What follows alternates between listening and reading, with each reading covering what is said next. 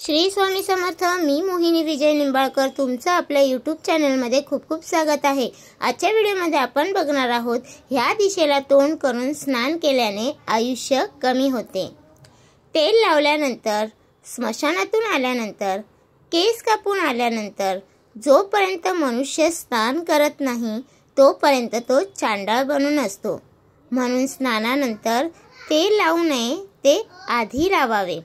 त्याचप्रमाणे पूर्व किंवा उत्तर दिशेकडे तोंड करून दाढी किंवा केस कापावेत, ह्यामुळे आयुष्य वाढते। केस कापल्यानंतर किंवा दाढी केल्यानंतर स्नान न करणे हे आयुष्याचा नाश करणे आहे। तसेच निवस्त्र होऊन स्नान करणे शास्त्राला हे संमती नाही। पुरुषाने नित्य मस्तकावर पाणी घेऊनच स्नान करावे। मस्तकावरून स्नान करूनच देवकार्य तसेच आपले दररोजचे कार्य करावे। इतरांच्या ठिकाणी श्राद्धाचे जेवण घ्यावे लागते, आपण ते नाकारू शकत नाही। श्राद्धाच्या जेवणाने दोष लाभतात। आपण जेवण घेऊन घरी आल्यानंतर मात्र डोक्यावरून पाणी घेऊन स्नान केले की दोष जातात, हेही आपल्याला धर्मात सांगितले आहे।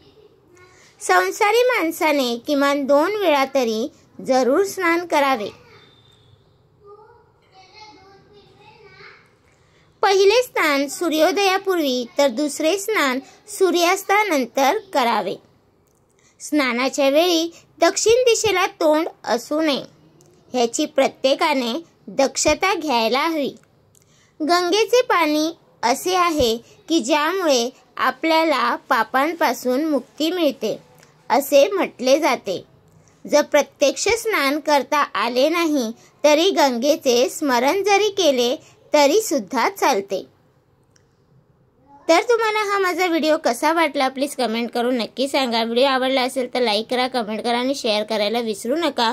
आणि तुम्ही अजूनपर्यंत आपल्या चॅनलला सबस्क्राईब केलं नसेल तर प्लीज जाऊन चॅनलला नक्की सबस्क्राईब करा, कारण आपल्या चॅनलवरती तुम्हाला आध्यात्मिक माहिती आणि स्वामी महाराजांचे व्हिडिओ बघायला भेटतात। तर भेटूया उद्या एका नवीन व्हिडिओ सोबत। श्री स्वामी समर्थ।